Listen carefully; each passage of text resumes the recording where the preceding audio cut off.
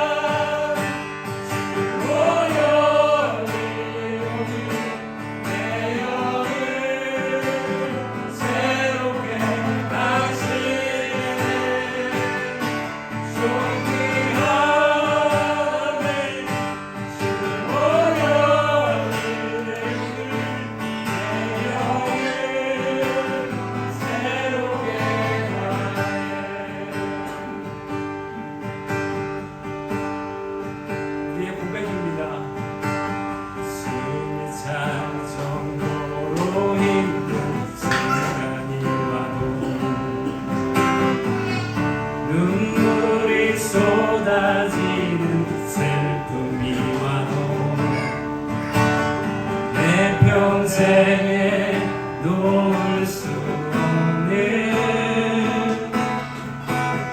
마음속 깊은 곳부터 우리 한번 더 고백하겠습니다. 숨이 찰 정도로 힘든 순간이 와도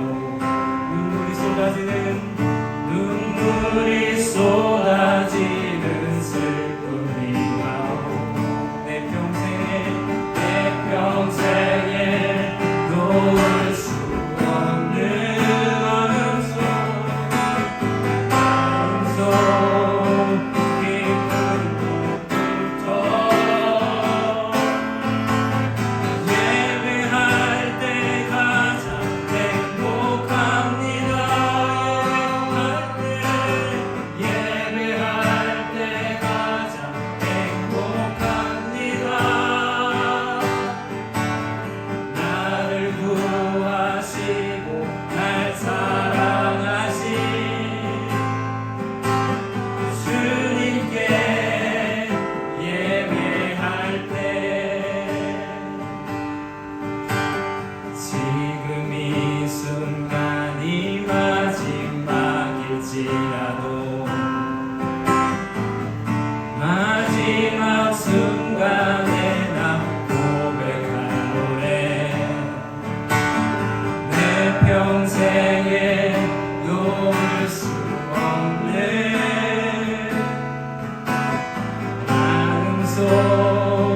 깊은 곳부터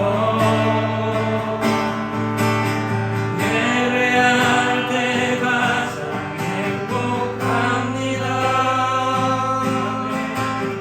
예배할 때 가장 행복합니다. 나를 구하시고 나를 사랑하신 주님께 예배할 때 가장 행복합니다.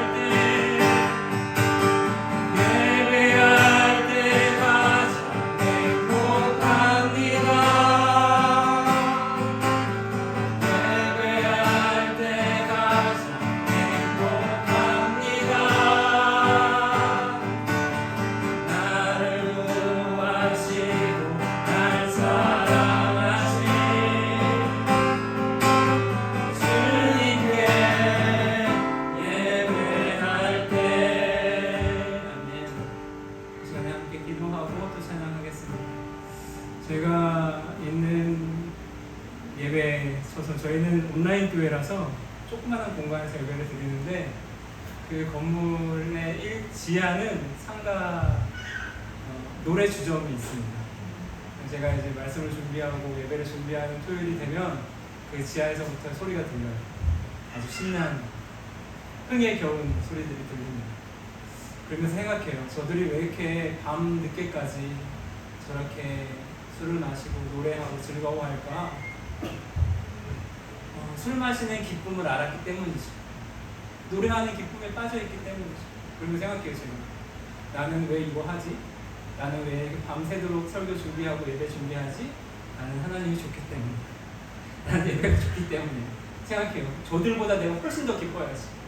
나를 구원하신 주님 만나러 가는 겁니다 라고 생각하면서 다짐을 다시 하거든요. 저와 여러분들이 이 시간에 예배 나온 것도 똑같은 의미라 생각합니다. 예배 가운데 하나님 말씀이 들리고 하나님을 경험하는 귀한 시간 되기를 축복합니다. 이 시간에 기도할 때 주님 나를 만나 주십시오. 이 시간에 하나님 말씀이 들리는 은혜를 경험하는 복된 시간 되게 해달라고 우리 함께 기도하겠습니다. 할렐루야. 하나님 아버지 감사합니다.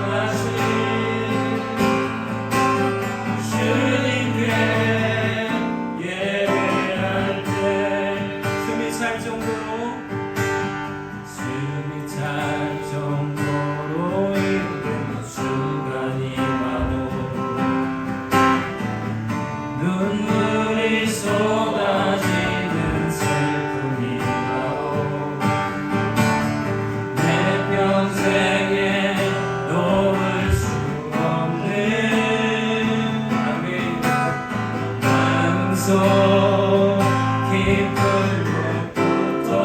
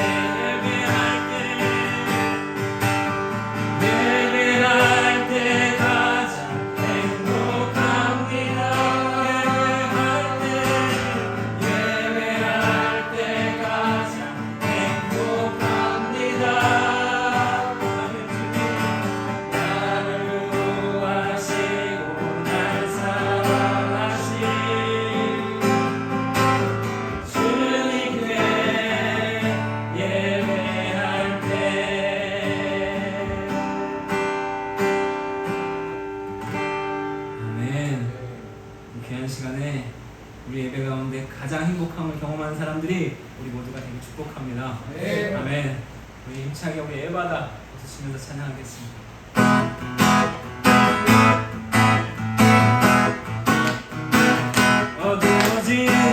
어두워진 세상 길을 주님 없이 걸어가라. 나의 영혼 어두워졌네. 어느 것이 길인지 어느 것이 진리인지 아무것도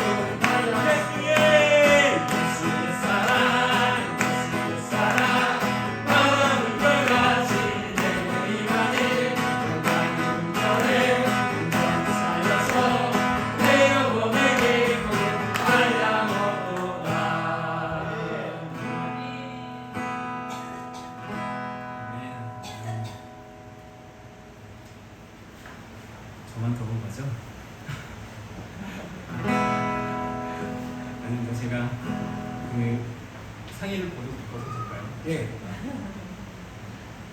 저희 목사님과 제가 되게 오랫동안 교제하던 사이인데 제가 말씀을 전하러 왔기 때문에 그 말씀 전하는 사람의 복장을 잘 갖춰야 된다. 저희 와이프가 얘기해서 깔끔하게 하고 막 예의 차려야 돼. 이렇게 알겠습니다. 양해 부탁드립니다. 예. 괜찮습니다. 너무 시원합니다. 또 원래 땀도 흘리고 찬양해야죠. 예수님이 좋은 걸이라는 찬양을 할 텐데 제가 이 찬양을 준비하면서 이 찬양만 하면 좀 생각나는 게 있습니다. 제가 지금 목사님이 지금 저 또래 아이들을 기를 때 제가 어느 교회 작은 교회에서 이제 부교육자 생활을 하는데 부교육자를 하면서 새벽에 알바를 하면서 그렇게 아이들과 가정을 꾸려 나갔거든요. 신대원을 다니면서. 근데 이제 신대원을 다니니까 희한하게 다른 전사님들이 보이는 거예요. 되게 이따가도 말씀드리겠지만 그렇게 믿음이 큰 사람이 아니어서 제가 막 힘들어지고 하니까 주변에 전사님들이 보이는 거예요. 근데 나는 커피 하나를 먹기도 벌벌 떨면서, 왜냐면 새벽에 아르바이트를 하고 일하고 그 돈 가지고 학교를 다녀야 되니까 항상 쪼들려 살았는데 옆에 전사님들 보니까 커피도 비싼 커피 먹고 밥도 막 사 먹고 그런 걸 보면 너무 화가 나는 거예요. 왜냐면 하나님한테 화가 났어요. 하나님, 나는 왜 이렇게 살아요? 지질 공상밖에. 왜 나는 새벽부터 일을 해야 되고, 그리고 나는 얘가 맛있는 거 하나 제대로 못 먹고 내가 이렇게 해야 돼요 하면서 막 투정을 부렸습니다. 그런 투정을 가지고 서운한 마음을 가지고 이제 수업을 들으러 갔는데 저 뒤에서 그냥 이렇게 되게 똥 씹은 표정으로 이렇게 앉아 있는 거죠. 그래, 수업해 들어야 되니까. 근데 그날따라 교수님이, 여러분 전사님 우리 수업하기 전에 찬양 하나 하고 합시다 이렇게 하시는 거예요. 그러면서 뭐 하고 싶으세요? 그러니까 전사님이 예수님이 좋은 거리요. 그러면서 찬양을 하는 거예요. 근데 저는 그냥 정말 기분이 별로 안 좋았으니까 그냥 입술만 따라 예수님이 좋은 거 이렇게 따라하는 거죠. 그 찬양을 하고 있는데 교수님이 얘기하는 거예요. 여러분 힘들죠? 근데 그게 꼭 저한테 하신 말씀 같아요. 여러분 힘들죠? 사역도 하고 결혼하신 분도 있을 것이고 힘들죠? 그때 막 눈물이 막 납니다. 근데 왜 힘든데 왜 이걸 왜 해요? 공부 왜 해요? 예수님이 좋아서 하는 거잖아요. 그 말이 꼭 저한테 하는 말 같았어요. 여러분 왜 해요? 예수님 좋아서 하는 거잖아요. 그때 하나님 저한테 말씀하셨어요. 경준아, 너 왜 공부하니? 너 나 좋다고 했잖아. 나 그냥 사역하는 거, 전도사 되는 거, 목사 되는 거 아니어도 그냥 하나님 알고 싶어서 신학교 간다고 했잖아. 제가 그렇게 신학교를 가게 됐거든요. 그래서 맞아, 내가 예수님이 좋아서 했는데 이런 걸 투정 부리고 있구나. 그때 항상 그 일이 각인되어 있어요. 찬양할 때마다. 여러분, 예수님을 믿다가 힘들 때 있습니다. 힘들 때도 있고 내 마음대로 잘 안 될 때도 있고 넘어질 때도 있어요. 근데 우리는 뭐 때문에 예수님 바라보고 가는 거예요? 예수님이 좋아서. 내 상황과 환경이 좋아서 가는 게 아니에요. 예수님이 좋아서 가는 거예요. 예수님을 사랑하니까, 예수님을 버리지 않는다고 하니까 가는 거예요. 이 시간에 찬양할 때 주님, 저 예수님 좋아요. 예수님을 사랑하는 그 사랑으로 충만케 해주세요 하는 마음으로 찬양하겠습니다.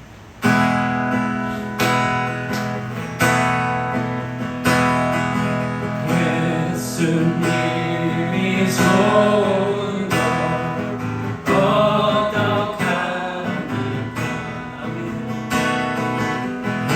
예수님이 좋은 것 어떡합니까? 세상이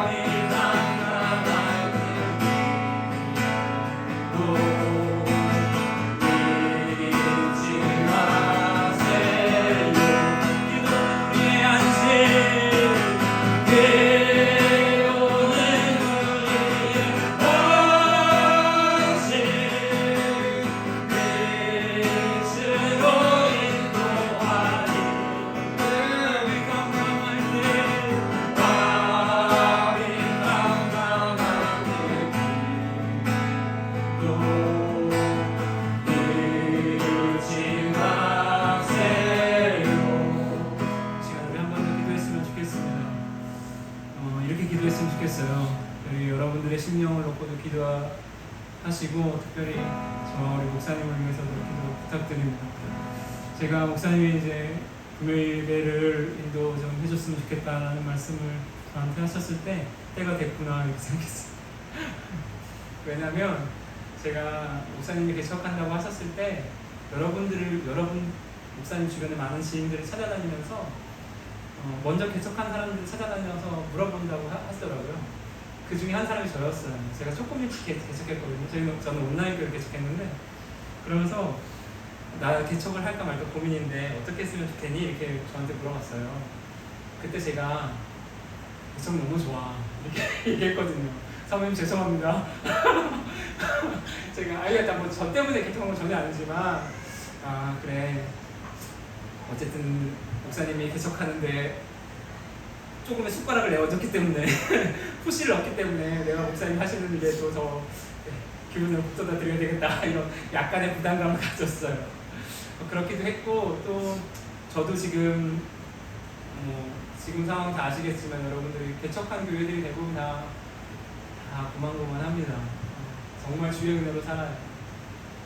삐끗 잘못하면 흔들릴 수 있는 그런 약간 뭐랄까 위태위태한 상황을 걸어가요. 주님밖에 바라볼 뿐이 없고 또 주님만 바라볼 수 있어서 행복하지만 또 힘든 것도 사실이에요.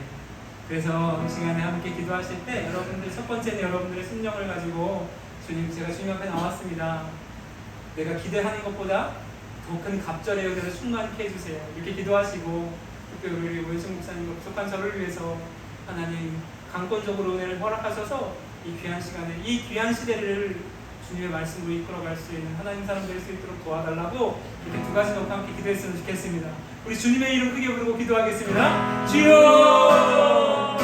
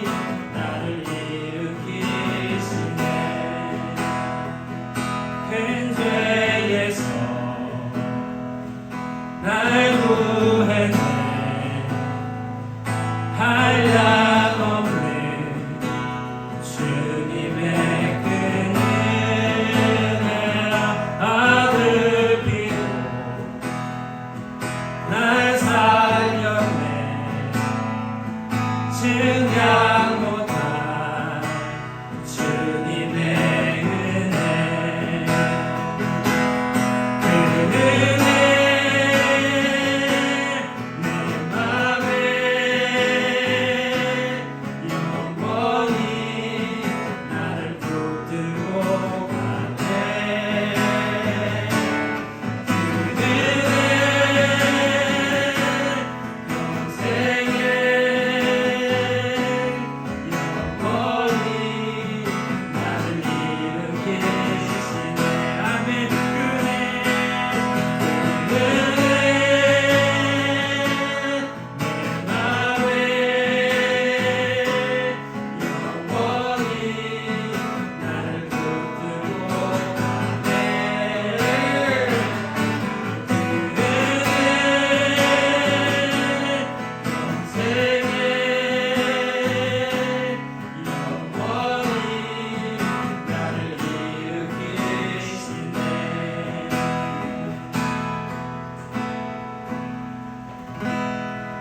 아멘.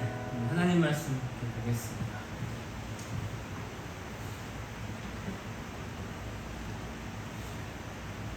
오늘 함께 은혜 받으실 하나님 말씀은 마태복음 5장 1절에서 5절까지입니다. 마태복음 5장 1절에서 5절까지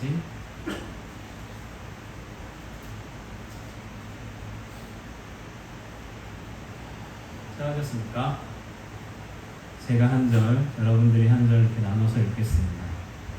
예수께서 무리를 보시고 산에 올라가 앉으시니 제자들이 나온지라 문을 열어 가르쳐 주시되 심령이 가난한 자는 복이 있나니 천국이 그들의 것임이요 통하는 자는 공연하니 그들이 위로를 받을 것이며 함께 읽겠습니다. 온유한 자는 복이 있나니 그들이 땅을 기업으로 받을 것임이요 아멘. 이스라엘아 너는 행복한 사람이다 라는 제목으로 피차간에 은혜 받는 귀하고 복된 시간 되길 축복합니다. 아멘. 제가 사진 하나를 저희 보물입니다. 아들 하나, 딸 하나 있고요. 저는 길꽃교회라고 하는 길에서 꽃피는 교회, 이렇게 길 위에 꽃피는 교회라는 온라인 교회라고 담임하고 있습니다. 저희 저기는 딸이 아마 지금 저 막내 아이처럼 조그만 때 말도 제대로 못할 때 조그만한 대화만 할 수 있을 때 저희가 외식을 하러 갔었어요. 외식을 하러 갔는데 이제 그 패밀리 레스토랑이죠. 이것저것 많이 먹을 수 있는 거기서 막 음식을 먹는데 이제 거기 가면 아이들이 좋아하는 뭐 젤리 같은 것도 있고 볶음밥도 있고 막 이러니까 가끔 이렇게 외식하는 걸 되게 좋아했거든요. 근데 그 아이가 딸 아이가 이렇게 막 먹으면서 저를 딱 보더니 아빠 그래서 이게 행복이지? 라고 물어보면 얘기하는 거예요. 그래서 그렇지 그것도 행복이지 이렇게 얘기했거든요. 근데 그 말이 집에 돌아오는 내내 제 마음속에 깊이 묵상됐어요. 왜냐하면 제가 그런 게 행복이라고 여겼던 사람이었거든요. 맛있는 거 먹고 좋은 집에 살고 또 좋은 차 타고 또 내가 원하는 대로 이루어지는 삶, 문제 없는 삶, 그게 행복이라고 여겼던 사람이거든요. 제가. 그래서 그 아이의 말이 제 마음에 깊이 남았어요. 저는 이제 제가 자라온 환경은 저희 아버지, 어머니, 또 저희 할머니까지도 신앙의 3대째입니다. 할머니, 어머니, 저 해서 신앙을 그냥 약간 기본으로 깔고 하는 집안이었어요. 저희가 친척들이 모이면 다 교회 얘기밖에 하지 않는 그런 분위기예요. 별로 좋지 않아요? 그 중에 한 사람이 교회 안 다니면 이제 그분은 거의 이제 공공의 적이 되는 거예요. 왜 교회를 안 나가? 온 집안이 모이면 이제 그분은 못 와요. 교회 안 나가. 그 정도로 약간 교회 문화, 기독교 문화가 익숙한 곳에서 자랐습니다. 저희 어머니 아버지는 상가교회에서 지금도 장로님 권사님으로 계시고 아버지는 장로님은 은퇴하셨어요. 은퇴 원로 장로님으로 계십니다. 거기서 저랑 형도 같이 신앙생활을 했어요. 근데 저도 형도 저희 어머니 아버지도 쭉 그렇게 열심히 형 따라서 뭐 어머니 아버지 따라서 신앙생활을 잘 했는데 IMF 시절이 됐을 때 제가 고3 때 고2 때 저희 아버지가 열심히 돈을 모으셔서 빌라를 하나 지으셨어요. 손수. 근데 그 빌라가 여러 가지 뭐 자본금 갖고 한 게 아니니까 뭐 여기서 땡기고 저기서 땡기고 막 없는 돈 끌어다 쓰고 한 거죠. 근데 그때 이제 IMF가 터지면서 여러 가지로 안 좋았던 것 같아요.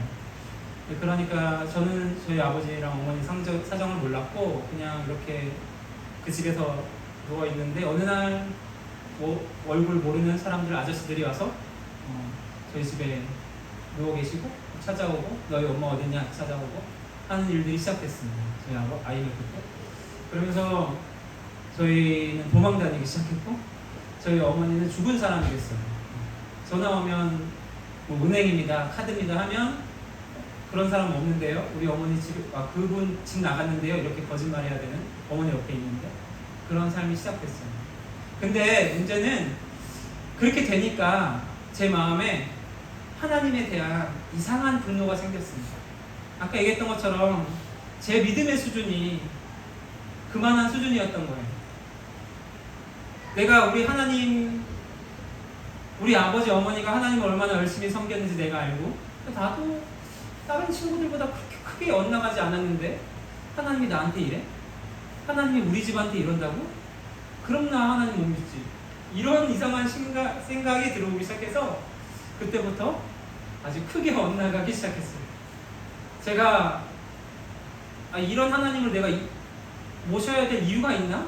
아무 생각도 없는 거예요. 왜냐면 내가 저희 아까 얘기했던 것처럼 저희 아버지가 굉장히 교회를 사랑하셨던 분인데 제가 자란 모교회는 목사님 많이 바뀐 교회예요. 한 4-5번 바뀐 것 같아요. 담임 목사님이. 근데 혹시 여러분들은 모르시겠지만 교회 담임 목사님 바뀌면요 분위기가 정말 안 좋아요.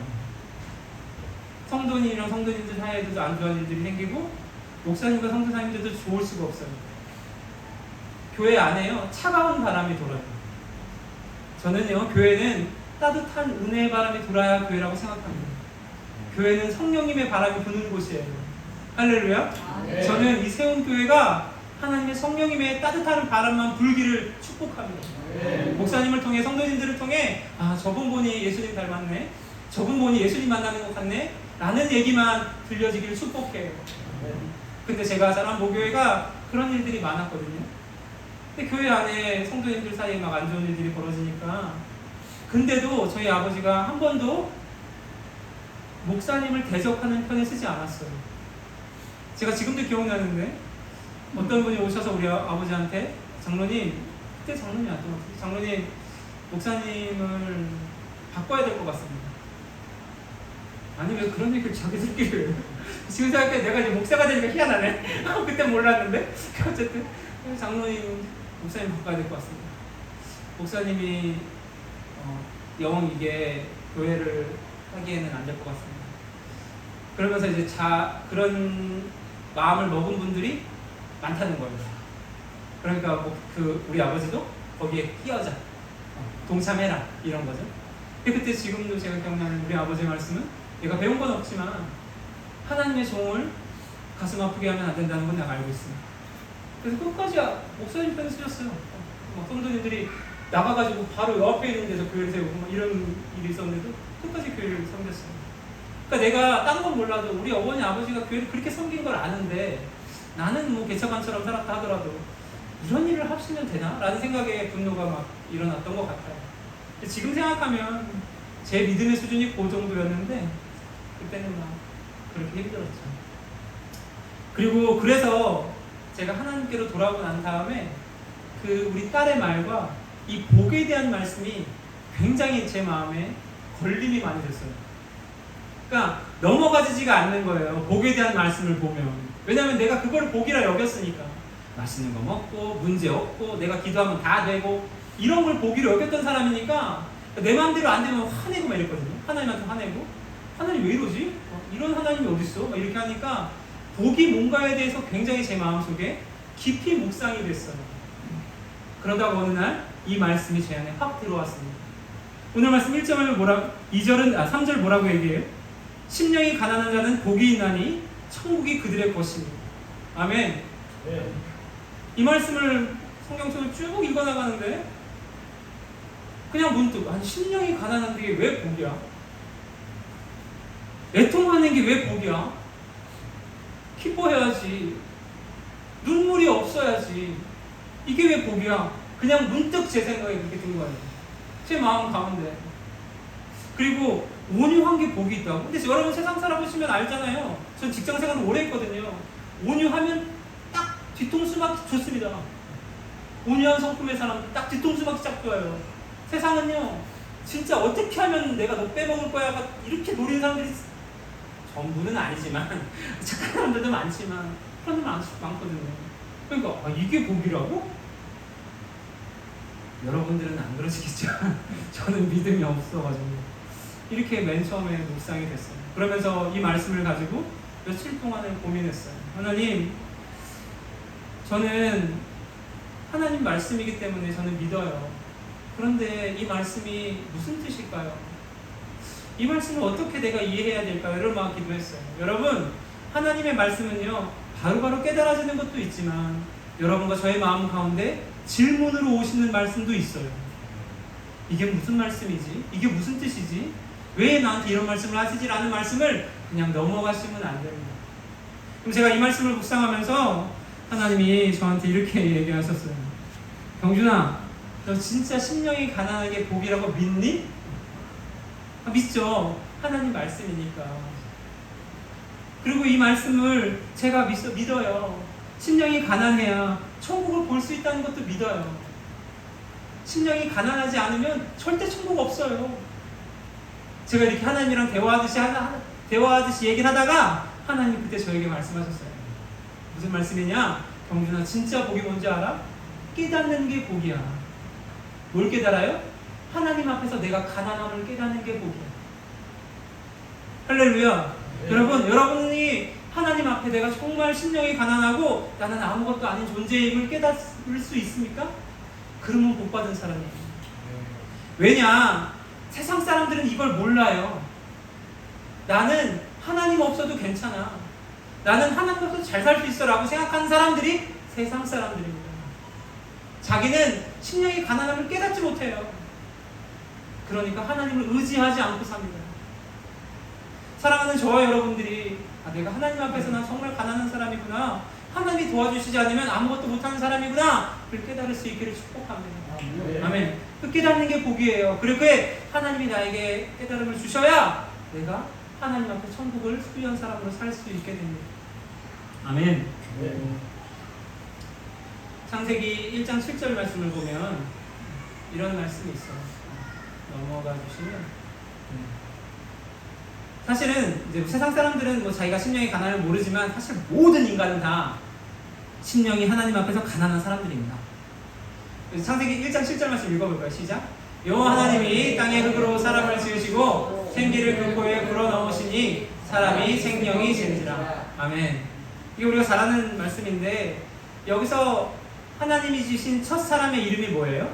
아담이잖아요. 아담인데 여기서 나오면 그 땅이라는 히브리어의 원어가 아다마예요. 아다마.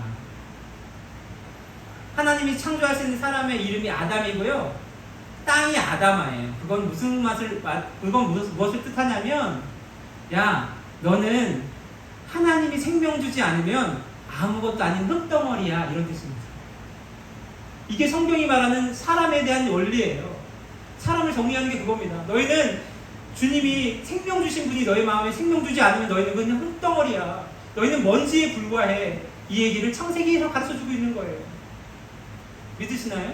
네. 이게 믿어지면 나에게 생명 주신 분이 하나님이구나. 그리고 나를 생명으로 충만케 하시는 분도 하나님이구나. 이렇게 믿으며 살 수 있어요. 누가요? 깨달아진 사람만. 나는 하나님 없으면 그냥 흙덩어리야.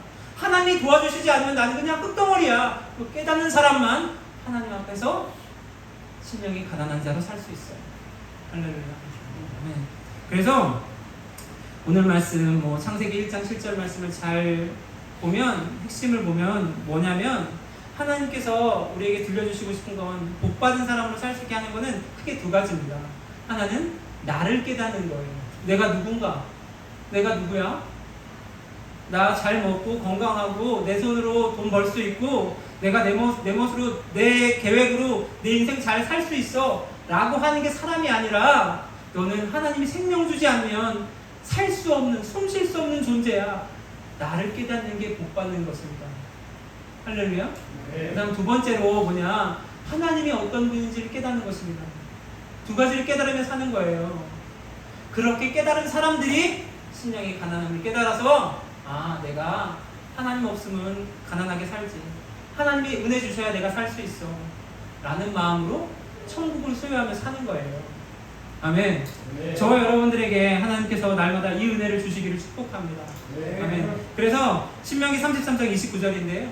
함께 읽어볼까요? 시작. 이스라엘이여 너는 행복한 사람이로다. 여호와의 구원을 너같이 얻은 백성이 누구냐? 그는 너를 돕는 방패시오 내 영광의 칼이시로다. 내 대적이 내게 복종하리니 내가 그들의 높은 곳을 밟으리로다. 아멘. 그래서 모세가 맨 마지막에, 사실은 신명기는 거의 마지막 모세의 이론 같은 말씀이잖아요. 그래서 이런 얘기를 한 거예요. 너희들은 정말 복받은 사람이야. 아무리 생각해도 너희들은 복받은 사람이야. 왜요? 하나님이 너희들을 구원해 주시고 도와주시고 함께 하잖아. 너희들을 누구도 건드릴 수 없어. 너희들은 하나님이 이렇게 은혜의 보자기로 쌓여진 사람이라서 누구도 너희들을 건드릴 수 없어. 걱정하지 마. 얘기한 겁니다. 저와 여러분들이 은혜를 받으면, 은혜를 깨달으면 뭐예요? 하나님이 나와 함께 하시고 나에게 늘 생명을 주시는구나. 이거 깨달으면 사는 거잖아요. 하나님이 사람처럼 왔다 갔다가 변하는 분이 아니라는 것을 깨닫게 되잖아요. 그런 은혜 가운데 살게 되는 것입니다. 그래서 저와 여러분들이 이렇게 참 은혜를 날마다 깨달을 수 있기를 바라는데, 어떻게 하면 은혜를 이렇게 날마다 깨달으며 살 수 있을까? 그게 이제 두 가지로 여겨져요. 제가 생각하는 건, 하나님 말씀을 보면 요한복음 21장 15절에서 17절까지입니다. 15절만 읽어도 될 것 같아요. 읽어볼까요? 시작. 그들이 조각 먹은 후에 예수께서 시몬 베드로에게 이르시되 요한의 아들 시몬아 내가 이 사람들보다 나를 더 사랑하느냐 하시니 이르되 주님 그러하나이다. 내가 주님을 사랑하는 줄 주님께서 아시나이다. 이르시되 내 어린 양을 먹이라 하시고. 아멘. 우리가 하나님이 앞에서 내가 나의 연약함을 깨닫고 하나님은 나에게 내가 연약해요 하나님 나를 도와주세요라고 하면 늘 나에게 은혜를 베풀어 주시는 분이야. 를 깨달을 수 있는 첫 번째는 아마 가장 강력한 건 하나님의 말씀이 선포될 때예요. 아멘. 여러분들이 제가 보니까 우리 목사님이 성경 읽기도 하고 하시더라고요. 말씀을 읽는 건 정말 중요합니다. 말씀을 알아야 말씀이 들려요. 우리가 하나님 나에게 말씀해 주세요. 하나님 내가 말씀을 듣고 싶어요. 내가 말씀을 깨닫고 싶어요. 아무리 말해도 하나님이 말씀이 내 안에 없으면 말씀이 잘 깨달아지지 않아요. 그래서 말씀 읽는 건 굉장히 중요합니다. 또 말씀을 선포하는 사람들을 위해서 엄청 기도해 주셔야 됩니다. 아멘. 저와 여러분들에게 하나님의 말씀을 잘 들을 수 있도록 선포해 주시는 분이 목사님 전사님이에요. 그 목사님 전사님이 하나님의 종이라서 그분은 특별한 사람이라는 얘기를 하려고 하는 게 아닙니다. 그냥 우리는 내가 받은 말씀을 여러분들에게 전달해 줄 뿐이지만 우리를 통해 하나님께 저와 여러분들에게 말씀을 깨닫게 하세요. 그래서 목사님을 위해서 많이 기도해 주셔야 됩니다. 제가 이 말씀을 강두사고씨를 볼 때, 강두사 임직하고 제가 올해 목사 안수를 받았거든요. 되게 늦게 강두사랑 다 됐죠. 사실은 목사님보다 제가 대학원을 더 일찍 들어갔는데 휴학하고 막 다시 복학하고 이걸 반복해가지고 제가 엄청 늦어졌어요. 작년에 강두사 안수를 받았는데 강두사 안수를 받고 이제 받을 때 이제 목사님이 저 말씀을 주셨어요. 그러면서 저 이후에 있는 말씀은 네가 나를 사랑하느냐? 그러면 어린 양을 먹여라. 이렇게 하시는 말씀이거든요. 3번 하시는 말씀인데 그 말씀을 저한테 안수해 주셨던 목사님이 하시는 거예요. 그래서 제가 그 말씀을 받으면서 내가 이제 앞으로 나의 사역에 하나님이 어린 양들 아니면 젊은 청년들을 보내주시려나? 이렇게 생각했어요. 그냥 단순하게. 그러면서 하나님 나에게 그런 일을 맡기시려나 보구나 하고 돌아왔는데, 그때 그러니까 월요일 날인가 그렇게 안수를 받고 금요일 날 교통사고가 났어요. 제가 지금은 차가 없는데 그 차가 폐차해가지고 저희 집으로 돌아오는 길에 저 앞에서 킥보드를 탄 청년이 오고 제가 비보호 좌회전으로 들어가는 건데 제가 생각이 내가 들어가도 충분히 여유가 있겠구나 라고 생각한 거예요. 근데 그 친구도 아마 똑같이 생각했던 것 같아요. 자기가 피할 수 있다고 생각했던 것 같아요. 그러니까 둘 다 똑같은 생각하니까 둘 다 이렇게 간 거죠. 저는 몰랐어요. 칠지도 몰랐어요. 제가 딱 들어오고 나니까 갑자기 쿵 소리가 나는 거예요. 쿵 소리가 나더니 사람들이 우르르 몰려드는 거예요. 저는 내가 사고 낼 생각을 못했으니까 뭐지라고 했는데 이제 막 갑자기 뒤에서 막 쿵쿵쿵쿵 하면서 나오라고, 당신 뭐 하는 거냐고 나오라고. 나갔더니 이제 그 킥보드 탄 청년이 막 이러고 있고 저는 너무 막 무섭고 한 번도 대인 사고를 내본 적이 없거든요. 사람이 다친 걸 본 적이 없으니까. 근데 이제 사람들이 막 저희가 사는 곳이 막 사람들이 많은 상가 근처에 살아가지고 주변에 있는 뭐 복덕방 아저씨들 막 주변에 아줌마들이 다 모여가지고 저를 둘러싸는 거예요. 그러면서 당신 뭐 하는 거냐고, 지금 뭐 빨리 119 전화하라고. 근데 진짜 그 상황이 되니까요 손이 떨리더라고요. 달달달 떨려요 진짜. 예 막 이럴 정도로 막 사람이 막 이러고 있으니까 이렇게 여차저차 해가지고 경찰서까지 따라갔거든요. 대인 사고를 낸 거라서 보험으로 해도 경찰서에 가서 이걸 해야 된대요. 그래서 제가 잘못입니다, 제가 잘못했습니다 하고 갔는데 이제 그리고 돌아오고 난 다음에 제 마음속에 계속 이런 마음이 들었어요. 어떤 마음이 들었냐면, 제가 아까 얘기도 얘기했지만 제가 되게 믿음이 없는 사람이라 하나님 왜 저한테 이런 사고를 만나게 하셨어요. 제가 조금 들어갈 때 그 친구가 조금 기다려주거나 기다릴 수 있거나 아니면 내가 조금 더 빨리 갈 수 있도록 하나님이 좀 조절해 주실 수 있었을 텐데 왜 나한테 이런 사고를 만나게 하셨어요. 그러니까 하나님에 대한 원망이 첫 번째로 들더라고요. 제가 그 정도밖에 믿음이 없는 사람이라 하나님에 대해서 원망이 막 들더라고요. 그리고 또 한 가지는 제가 되게 성격이 급하거든요. 성격이 급한 사람이고 되게 뭘 하면 요거밖에 안 보여요. 잘 되게 급하고 조급한 사람이라서 제가 오랫동안 한 10년 정도를 한 교회에서 사역했는데 그 교회에 있는 성도님들이 다 저를 이해해 줬어요. 전사님은 다 그래. 전사님 다 아니야. 전사님 그런 뜻이 아니야. 전사님 나를 다 이해해 줬어요. 내 성격을 알아가지고 되게 급하거든요. 근데 내 성격이 급한 성격 때문에 내 급한 성격 때문에 한 청년에 다치게 했다는 사실이 너무 괴로운 거예요. 사역자로서 내가 하나님의 종이라고 사람인데 이 급한 성격 하나를 못 고쳐가지고 누군가를 다치게 했네, 한 사람을 다치게 했네 라고 하니까 저에 대한 자책, 그 다음 하나님에 대한 원망을 계속했어요.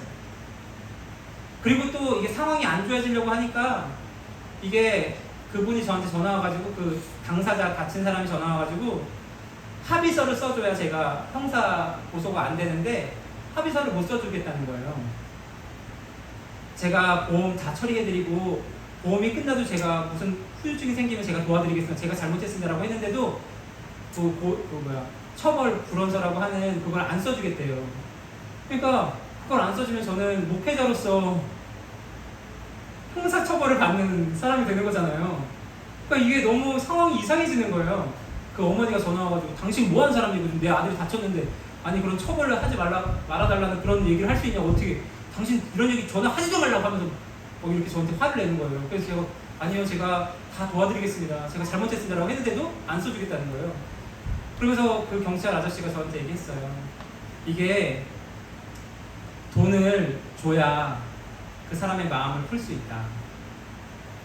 사람이 기본적으로 맨 처음에는 좋은 마음으로 써주고 싶어 하지만 어느 정도 돈을 줘야 그 처벌 불원서를 써준다. 그 경찰관 아저씨가 저한테 얘기하는 거예요. 이게 형사처벌로 넘어가면 이게 어쨌든 제가 뭐 술 먹고 운전한 것도 아니고 어떤 그런 게 아니라서 최소한의 금액으로 벌금이 나오고 끝나는데 그 벌금의 반 정도, 한 100만 원 정도 벌금이 나온다는 거예요. 예상되는 벌금이. 그러니까 그거의 반 정도 되는 50만 원을 그분한테 찾아가서 드리면서 여차저차 하니까 좀 써주세요 라고 하면 대부분 못 이기는 척 써준다는 거예요. 경찰관 아저씨가 저한테. 아 그런가요? 알겠습니다 라고 하면서 돌아왔어요. 그러면서 제 마음에 아 왜 하나님이 나를 이렇게 꼬이게 하실까, 상황이 안 좋게 하실까, 그리고 제 마음 가운데 왜 나는 성격이 이렇게 지랄 맞아가지고 성격이 급해가지고 남을 다치게 하고 나는 목회자 될 사람이 아니다. 주변의 사람들이 너 성격 급해, 너 성격을 좀 고쳐야 되라고 내 스스로도 알았는데 내 성격 때문에 너를 다쳐겠구나, 난 안 되겠구나 라는 자책을 계속했어요. 근데 그때가 금요일날 사고가 나서 주일날 설교해야 되는 날이 시간이 계속 다가오는 거예요. 여러분들이 잘 모르겠지만 설교를 하는 사람이 되면 한 2, 3일 전부터 약간 피가 말라요. 무슨 말씀을 어떻게 전해야 될지, 이 말씀을 어떻게 해야 될지를 막 고민하게 돼요. 마음이 좋아서 하나님이랑 은혜가 충만해도 설교 준비하는 게 어려운데 나 때문에 저 사람이 다쳤구나, 그리고 하나님이 나를 왜 이런 상황을 나에게 하셨을까라고 마음이 계속 어려우니까 설교하고 싶은 마음이 없는 거예요. 진짜로 설교하고 싶지도 않아요. 근데 저는 개척교회 목사거든요. 부교육자도 없고 담임 목사님이 저예요. 담임 목사가 설교 안 하면 어떡해요? 답이 없잖아요. 도와달랄 사람이 없어요. 사모님한테 하라고 할 수도 없고. 그러니까 미치겠는 거예요. 제 마음이. 새벽에, 토요일날 새벽에 그것 때문에 미치겠는 거예요. 하나님, 나 설교해야 되는데 설교할 수 있는 마음이 아니에요. 설교 못하겠어요. 저 찬양도 못하겠어요. 기도하는데 요 본문이 생각나게 하시는 거예요. 하나님. 그러면서 이 본문 앞에 이야기가 제 마음속에 확 들어왔어요. 이 본문 앞에 어떤 이야기가 있냐면 베드로가 부활하신 예수님을 만났는데도 불구하고 나는 낚시나 하러 가겠다라고 하는 이야기가 나오거든요. 왜냐하면 왜 그랬을까요? 아마 예수님을 부인한 그것 때문에 스스로 자책했을 것 같아요. 나는 예수님의 수제자인데도 불구하고 예수님을 부인했어. 아니, 부인했을 뿐만 아니라 예수님을 저주했어. 나 같은 게 어떻게 예수님의 제자가 돼? 아니, 내 같은 게 어떻게 예수님이랑 얼굴을 마주할 수 있겠어? 낚시나 해야지. 그런 상황이 이 앞에 부분에 있거든요. 근데 그 이야기가 생각나면서 꼭 그 베드로가 꼭 나 같은 거예요. 저 같은 거예요. 야, 내가 하나님의 사람 될 수 있겠어? 나 같은 사람이 하나님 사람 될 수 있겠어? 아유, 씨. 설교를 어떻게 하겠어? 나 같은 사람이. 하는 베드로의 심정이 꼭 저인 거예요. 근데 그때 그 말씀이 생각나게 하시면서 예수님 저한테 말씀하시는 거예요. 경준아, 너는 네가 갖고 있는 자질이나 네가 갖고 있는 능력이나 네가 갖고 있는 달란트로 사역하면 또 실망하게 될 거야. 너는 연약하고 너는 부족하기 때문이야. 그런데 나는 베드로에게 찾아왔듯이 넘어진 너를 계속 찾아와 줄 거야. 그리고 너에게 손을 잡아줄 거고 너를 일으켜 줄 거야. 왜? 나는 너를 사랑하는 여호와니까. 그 말씀이 저한테 확 들어온 거예요. 아, 그래. 내가 조금 어떤 부분은 잘나고 어떤 부분은 못나고 어떤 부분은 잘하고 못하는 게 있을 수 있어. 그런 걸로 사역하는 거 아니지. 내가 잘하는 걸로 사역하는 거 아니지. 주님이 나 사랑해 주셔서 사역하는 거지. 주님 죄송합니다. 주님 제가 잘난 맛에 사역한다고 생각한 것 같아요. 제가 이것 좀 잘한다고 사역했던 것 같아요. 주님, 저는 늘 제 모습을 보면 실망할 게 많지만 주님이 날 도와주세요. 주님이 도와주시면 제가 사역할 수 있습니다. 라는 마음으로 이 말씀이 제 안에 깨달아지니까 희한하게 제 마음이 바뀌었어요.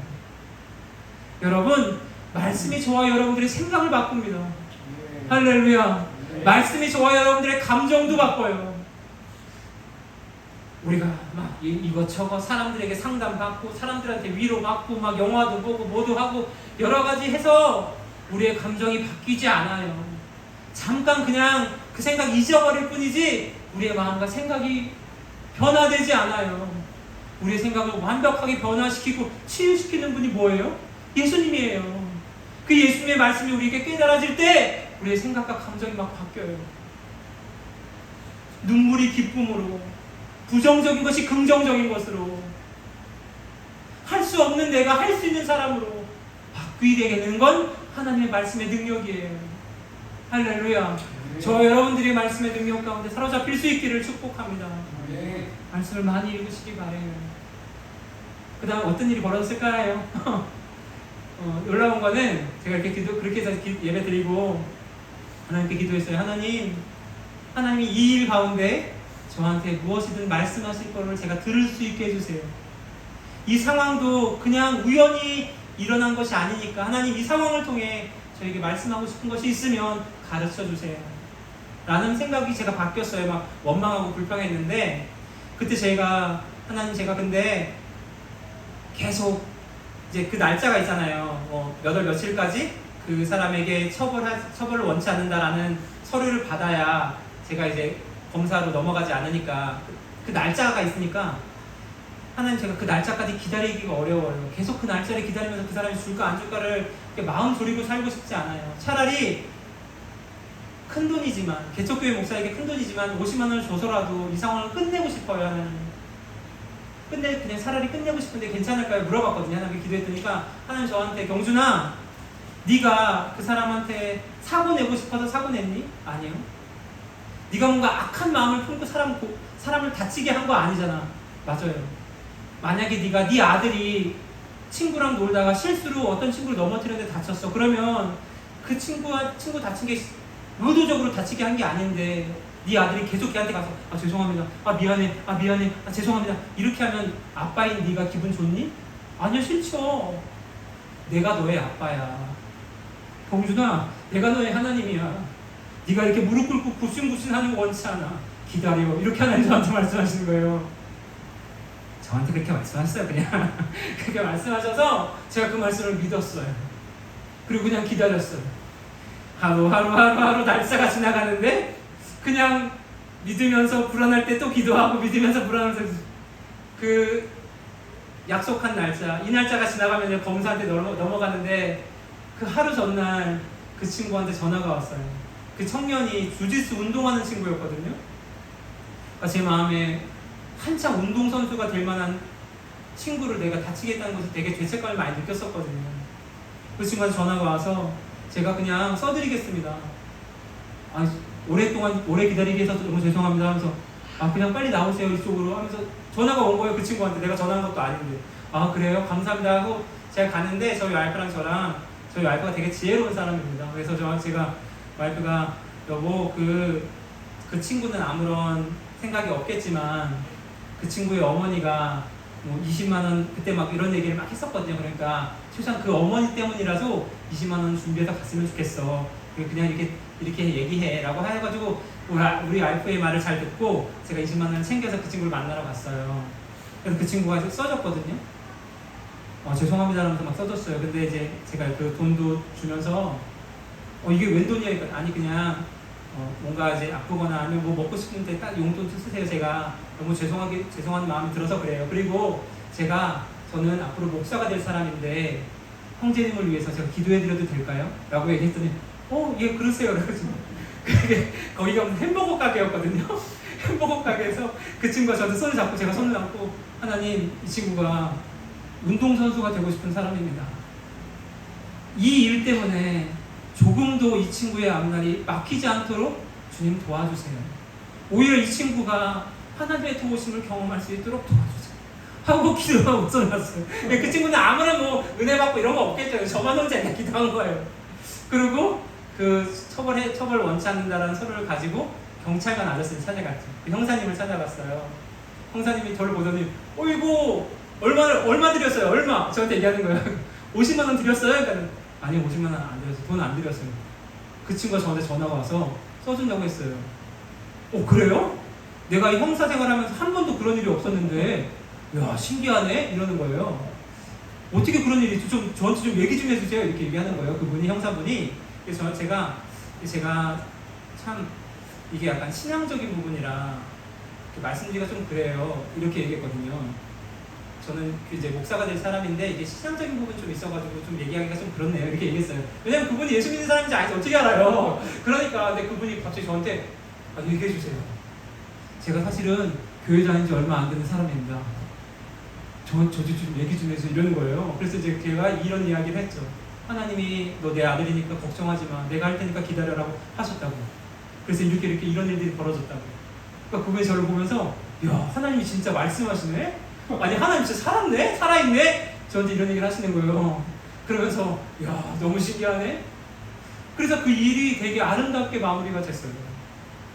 제가 이 일을 겪으면서 또 생각했어요. 하나님의 사람에게 일어나는 어떤 일들도 우연히 일어나는 건 없다. 할렐루야. 저와 여러분들이 어떤 상황과 환경이나 어떤 벌어지는 일들이 나한테는 내가 보기에는 안 좋은 일처럼 여겨질 수 있어요. 그럴 수 있습니다. 그때 여러분들은 믿음이 좋아서 안 그러겠지만 저는 가끔 흔들리거든요.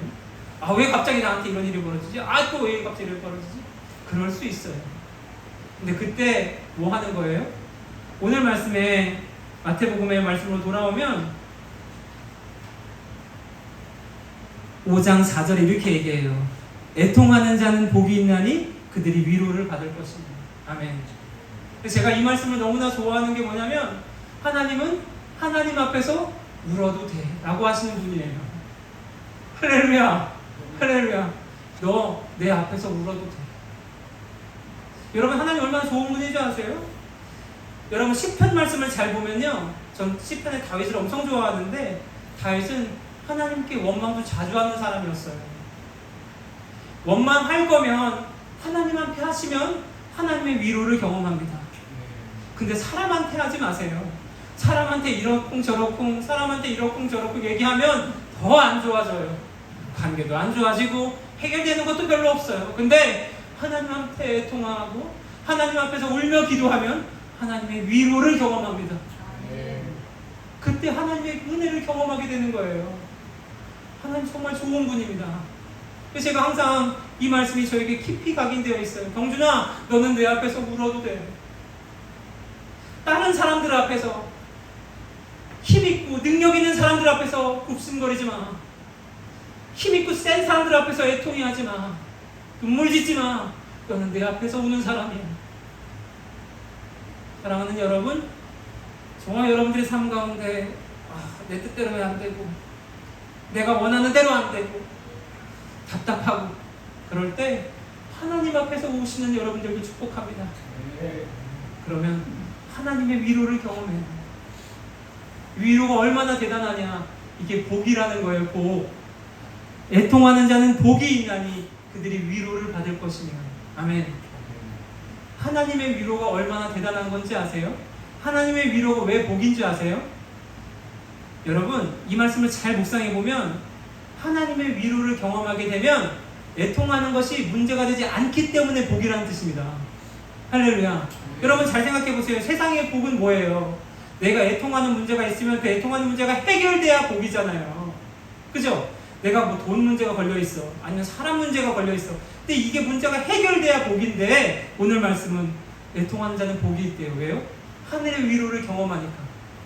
너가 하늘의 위로를 경험하면 애통하는 문제 더 이상 문제되지 않아. 이런 뜻입니다.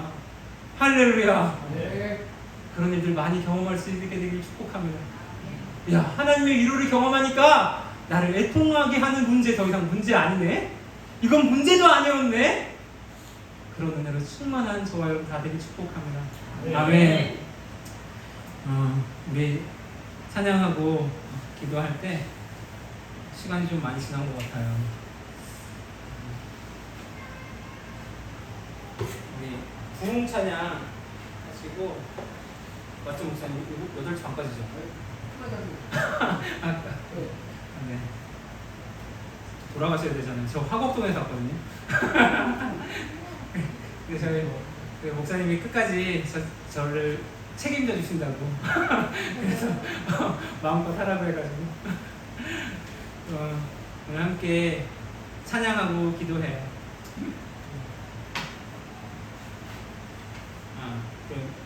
어제 너무 급해가지고 시간 때문에 8시 반까지 끝내야 되는 줄 알아서 말씀을 다 정리를 안 했어요. 근데 말씀을 정리하면 뭐 이런 겁니다. 그럼 우리는 어떻게 살아야 되냐? 첫 번째는 주님이 복이라고 하신 거를 붙들고 살자. 이러면 됩니다. 주님이 복이라고 하신 거, 내가 하나님 앞에서 연약한 사람이야. 하나님이 나의 연약함을 채워주시는 분이야. 이게 진짜 복이야. 그러니까 다른 쓰잘데기 없는 걸로 채우려고 하지 말아야지. 이런 마음으로 사는 겁니다. 여러분들은 안 그러겠지만 저는 가끔 그럴 때가 있거든요. 하나님이 아닌 걸로 그냥 빨리빨리 이 문제나 내 고민들을 해결하려고 하는 그런 생각들이 들 때가 있어요. 근데 오늘 하나님 그 얘기 하는 겁니다. 너에게 진짜 복은 하나님 앞에 연약함을 고백하고 하나님으로 채우는 게 복이야. 다른 걸로 채우려고 하지 마. 이게 저와 여러분들이 붙들고 나아갈 것입니다. 두 번째는 뭐예요? 상황과 환경 보지 말고 주님 바라보자. 슬프고 애통하는 일들이 있고 마음대로 되지 않는 일들이 있어도 주님 바라보자. 그걸 통해 하나님 반드시 일할 거니까, 위로하시고 은혜 베푸실 거니까 그 하나님 바라보자. 이렇게 사시면 됩니다. 그리고 그 하나님을 전하며 살아가는 우리 모두가 되길 축복합니다. 아멘. 이 시간에 우리 주 하나님 독생자 예수 우리 힘차게 찬양하면서 우리 주신 말씀 붙들고 이렇게 기도하겠습니다.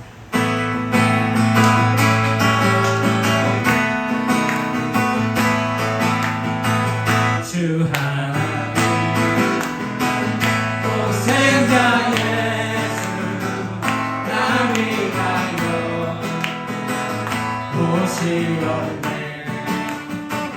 내 모든 죄 다 사하시고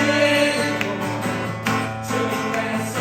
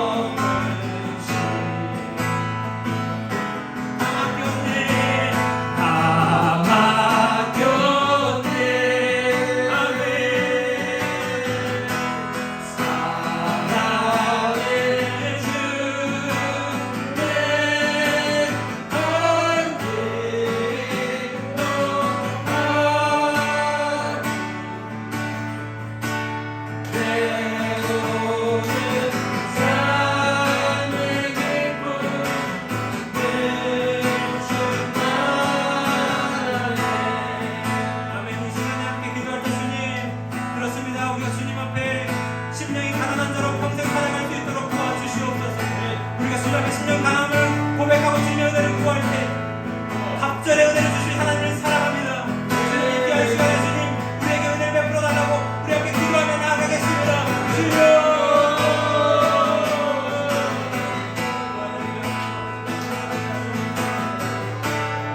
주님 하나님 아닌 것들로 채우지 않도록 도와주옵소서. 주의 말씀으로 채우게 하여 주옵소서. 주의 은혜로 채우게 하여 주옵소서. 주여 우리의 심령을 하나님 날마다 깨달을 수 있도록 도와주옵소서. 아버지 내 능력과 내 죄인으로 닦아서 하나님 도와주옵소서. 아버지 우리의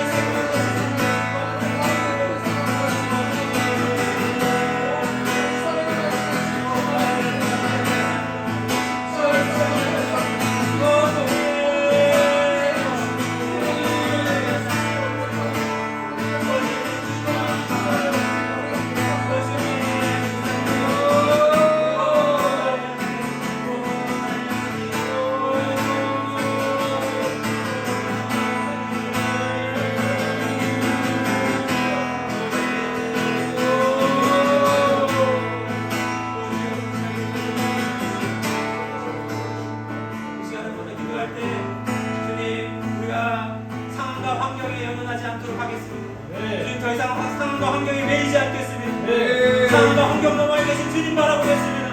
주님 우리에게 믿음을 더하여 주옵소서. 주님 말씀으로 채워 주옵소서. 우리 함께 기도하도록 하겠습니다. 주여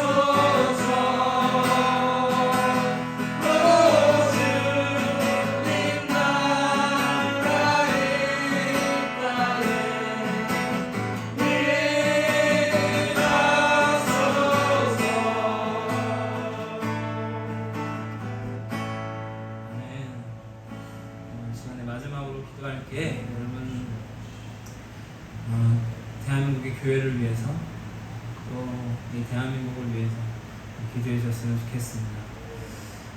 저는 뭐 그래도 비교적 젊은 목회자입니다. 근데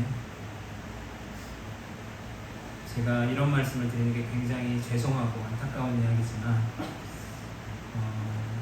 성도님들이 보기에 또 예수님을 믿지 않는 사람들이 보기에 교회가 그렇게 좋은 평가를 받고 있는 것 같지는 않습니다. 제가 오랫동안 직장 생활을 할 때 주변에 있는 분들이 다 그런 얘기를 했어요. 한참 코로나 시기 때도 그런 얘기를 했고 다 교회 욕을 그렇게 하더라고요. 제가 옆에 앉아서 이렇게 산물을 보고 일을 하고 있으면 신문을 보면서 교회 때문에 나라가 목사 때문에 이렇다고. 근데 그 옆에 있는 어떤 분이 야 그래도 얘가 목사가 될 사람인데 그렇게 얘기하면 안 되지 이렇게 하면서 그런 분위기가 굉장히 그런 이야기를 일견 수긍할 만큼 교회가 어떤 선한 영향을 끼치지 못한 부분도 있고 그래서 그런 이야기를 들을 때마다 저는 그런 생각을 하는 게 나도 이렇게 가슴이 아픈데 예수님은 가슴이 얼마나 아플까 이런 생각을 해요. 예수님의 교회가 이렇게 사람들한테 손가락질을 받고 예수님의 교회가 사람들한테 이렇게 비난을 받는 모습을 보시면서 예수님 얼마나 안타까울까 너무 죄송하다 이런 생각을 해요. 저와 여러분들이 많이 기도해 줘야 합니다. 교회를 위해 대한민국을 위해 마지막 때가 점점점 다가오고 있음을 느껴요. 여러분 날씨를 보세요. 여러분 이런 날씨가 어디 있어요? 어떻게 이런 날씨가 있나요?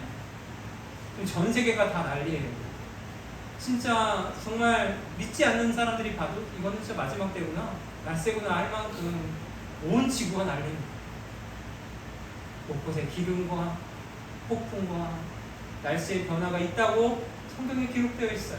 마지막 때가 되면 저는 이런 날씨를 볼 때마다 이런 환경을 볼 때마다 정말 마지막 때가 다가왔구나.